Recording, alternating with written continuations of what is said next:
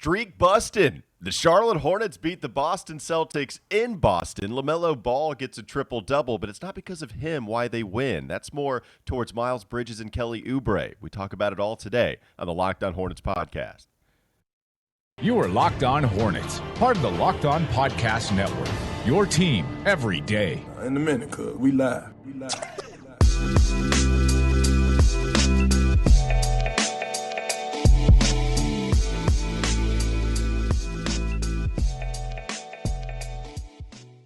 It's Locked On Hornets. This episode is brought to you by Prize Picks. Prize Picks is daily fantasy made easy. Prize Picks has the best NBA DFS prop game on the market. Check them out at prizepicks.com. It's Locked On Hornets. We're part of the Locked On Podcast Network. It's your team every day. Local experts on the #1 daily sports podcast network. Thanks for making us your first listen. Check us out anywhere you get your pods. Check us out on YouTube. We're at the 750 subscriber mark. At 1,000, we'll paint our faces and look ridiculous. And Doug will even be more ridiculous, screaming Hornets all over the place. I should have let you do it. We were doing such a good job there, and I just completely ruined it. You got to give me the gap. You got to give me the space. Look, I want to talk about him too, though. Like, this is exciting. This is an exciting time for us here. You can follow us on Twitter at WalkerMail, at Doug Branson LOH, and at Locked On Hornets on Twitter, where we're going to be talking about Hornets. There we go. Got it that time. Look, it's an exciting time to be a Charlotte Hornets fan. Like, here we are, 5 games above 500, and you can laugh at that if you want to, and I even understand why you would laugh at us being so excited being 5 games above 500. But this isn't the usual, Doug. Like, we will get to the postseason every once in a while. There's the 2016 season where we got to the postseason and there was a 7-game competitive series against the Miami Heat. That's what we have to hold on to.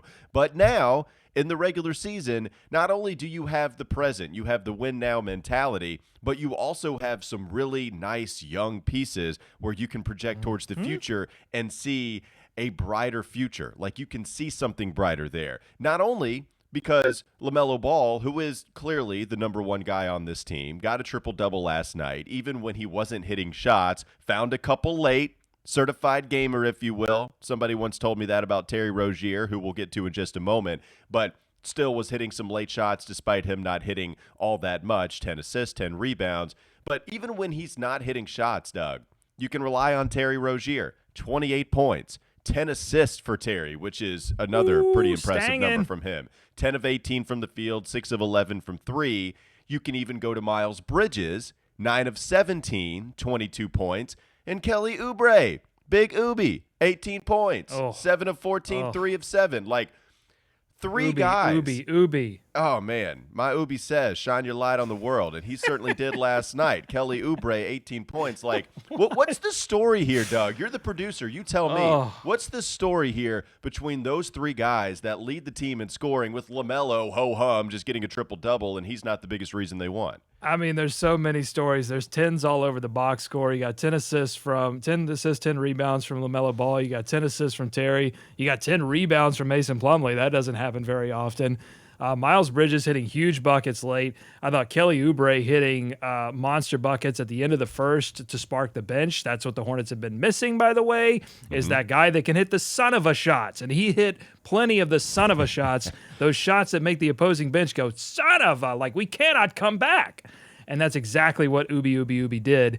And it was a beautiful thing. I think the big storyline in this one is that the Hornets staying different right now. It's so different in the way that they control these games and step up into these big moments. A lot of it, I think, was Miles Bridges and Kelly Oubre combining to really take this game over at the end. LaMelo hitting huge shots as well. I want to talk about his triple-double later. But the question in my mind right now after this game, Walker, is with Miles Bridges hitting those tough shots, I mean, crazy runners as he's falling out of bounds, just putting his head down and saying, no one's stopping me, I'm getting to the rim. Kelly did the same thing, by the way. It wasn't just three-point shots at this game. He was putting his head down, getting to the rim. If that's what they're going to give you, especially late in a game, like in a playoff situation, is Gordon Hayward all of a sudden a little bit more expendable as we get to the trade deadline? So I don't know why I'm talking like this, where I'm going up an inflection in every sentence that I say, but I think it makes sense.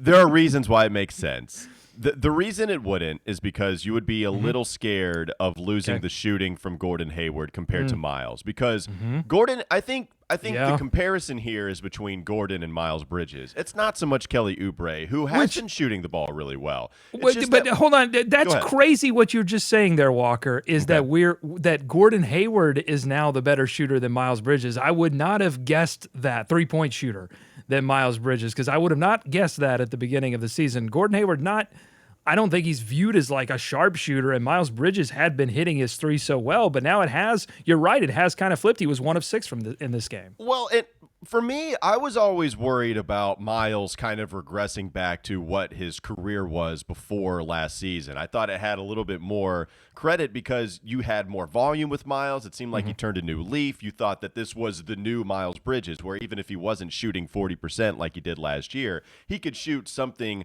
above the average, and that's not happening right now.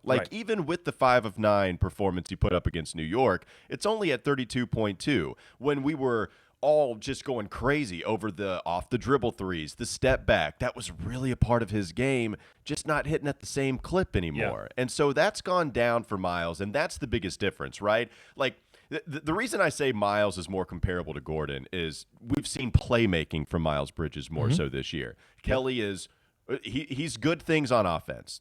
Mainly he is a bucket getter, and now he's turned into a shooter, which has not really been the case for him previous to his time with the Charlotte Hornets. Kelly Oubre is not a ball mover. He is not going to rack up assists. He's not even a connector.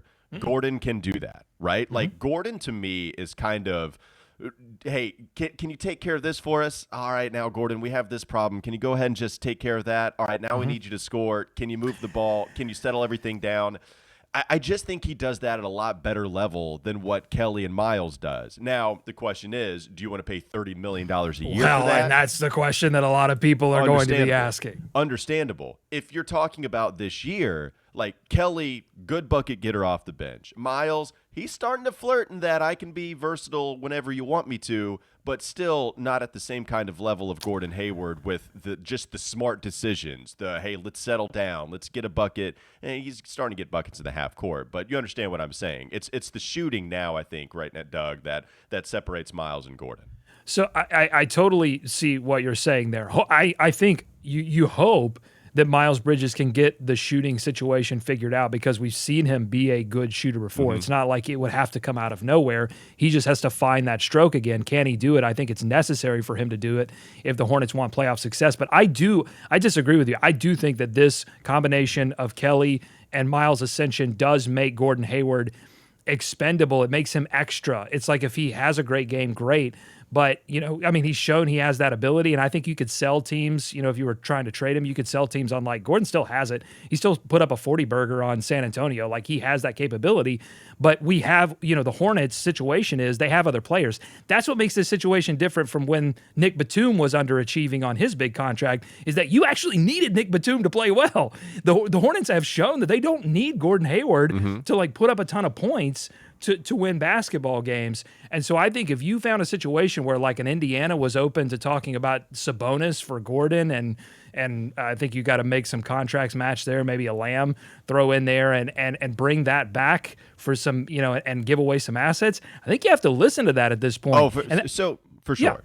No, well, for sure. Like, here we are talking about whether we should trade him, and we talked about how tough it would be with a Miles Turner, Gordon Hayward proposition on the table. And at the end of the day, I do think I would trade Gordon Hayward for a Turner. Things have changed since the injury news that came out. You know, I don't know what that would look like I wouldn't. now.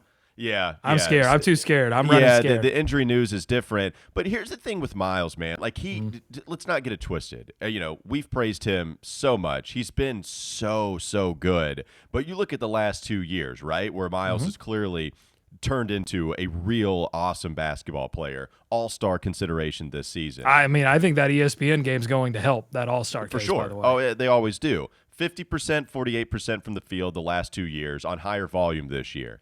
40% from three, 32 this year, right? That's the biggest difference. Free throw 86 last year, 77 this year. They've dipped a little bit. Crazy, right? Miles Bridges, he's breaking out. He's doing awesome stuff. He's amazing. Gordon be putting that up, man. Like that's those are the numbers that Gordon Hayward puts up consistently, and he's done that the last 4 years. The last time he shot below anything 38% from the perimeter, it was 33. That was 4 years ago. And I think that's my point. It's that, look, Miles has an ascension. Gordon Hayward is only going down. He's as good as he's as good as he'll ever be right now. Probably gets a little worse every day, right? Right, and that's why you need to move.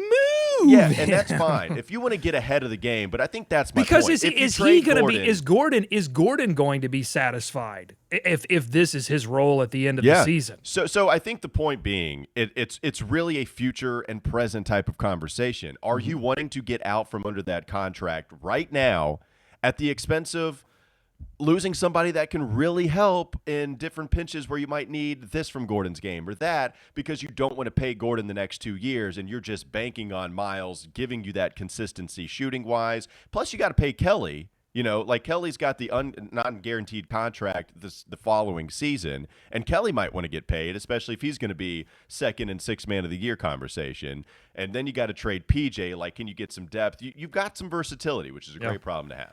I don't envy Mitch Kupchak's position because he's got some tough decisions to make as we get closer to the trade deadline.